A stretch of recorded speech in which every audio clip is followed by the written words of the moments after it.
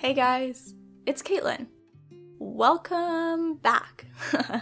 Today we're going to be sitting down, getting cozy, and journaling together for the upcoming month of September.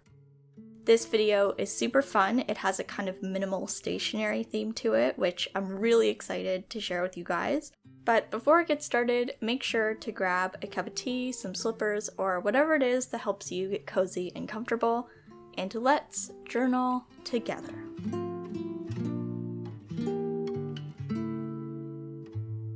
Before I jump into more productivity-focused spreads that help me get stuff done during the month, I'd like to first take some time to make myself a spread that I personally really like to fill out for myself, and that is my one line a day spread. If you've been around a while, you may be familiar with this spread, but if you've never heard of it before, essentially a one line a day spread is exactly how it's described. It's one line of writing a day describing what kind of happened during your day. I guess you could also write about other stuff, maybe food you ate or maybe something you're grateful for, but I like to focus it on things that happen so that when I look at the completed spread at the end of the month, I have a really good overview of everything that went down, and this is great for someone like me who has a really short-term memory. Not only does this spread take me about 2 minutes in the morning to fill out for every previous day, but it's also really easy to set up. Pretty much all you do is you make a title at the top, and then on the left-hand side you write the numbers of the month. So for September, that would be 1 through 31, and then you go in every day and write a quick sentence about what happened.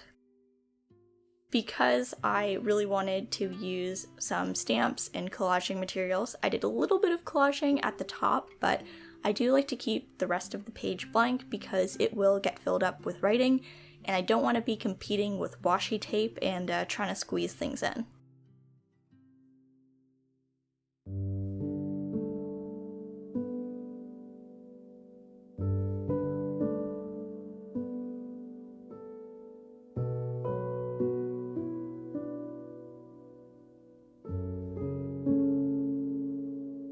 After setting up my one line a day spread, I'm turning the page and creating my monthly overview as well as my monthly cover page.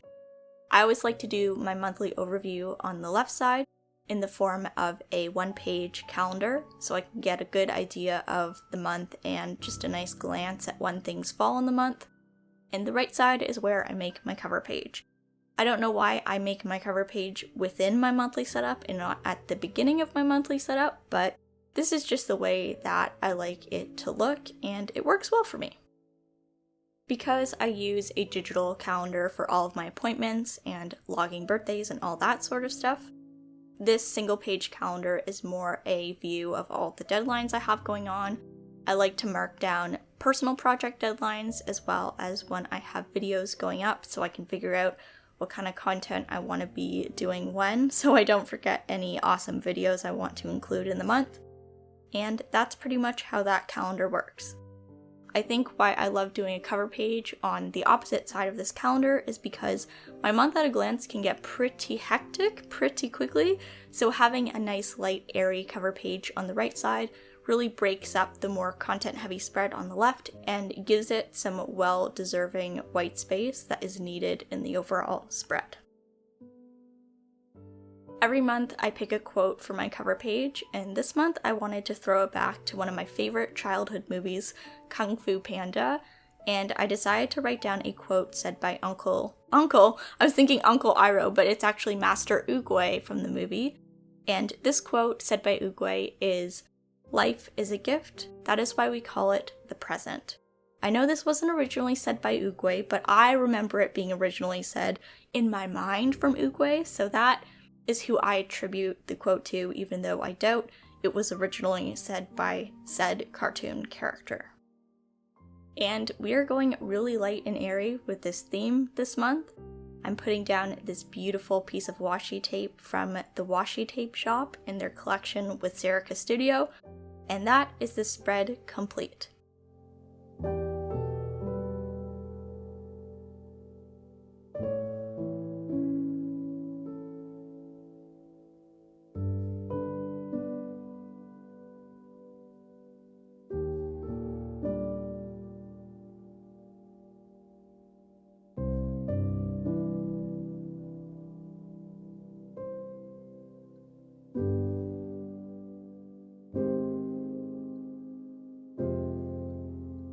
After my month at a glance and my cover page, I'm flipping over and setting up my task list as well as my notes page. These guys are a central hub where I like to write down everything I want to do in the month, as well as any kind of random notes that I need to jot down before I forget them, because that happens almost every other day. So yeah, very important spread. I also like to use my task list to map out tasks ahead of time, and I like to do this using a technique called the Alistair method. Because I tend to use my task list quite heavily, I elected to do my decorating on my notes page, since this doesn't always get completely filled up anyway, because as much as I love decorating, I don't want to compete for space and not be able to write down important information because I have a bunch of stickers going on.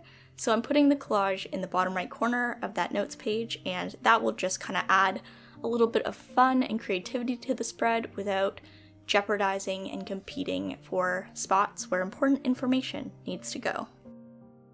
I'm going in with the same washi tape that had the beautiful scissors on it, which is again the collaboration with Serica and the washi tape shop, and I'm putting it right beside this piece of grid paper because I really wanted this entire kind of theme to have kind of a general stationery back to school kind of vibe.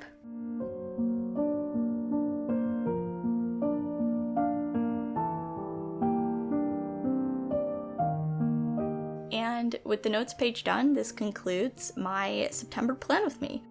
I know August was minimal, but I feel like September was even more minimal, and yeah, I don't know how that happened, but it did, and I hope that you guys enjoyed seeing another very simple and minimal monthly setup in my bullet journal. Until next time, I hope you guys are doing well and staying safe, and I can't wait to chat and hang with all of you in the next one. Bye everyone.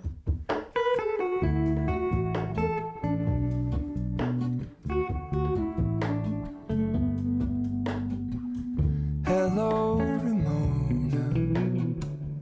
I can't shake the simplest feeling beyond the ghost. We stand on the opposite shore. Hello, Ramona. I reach through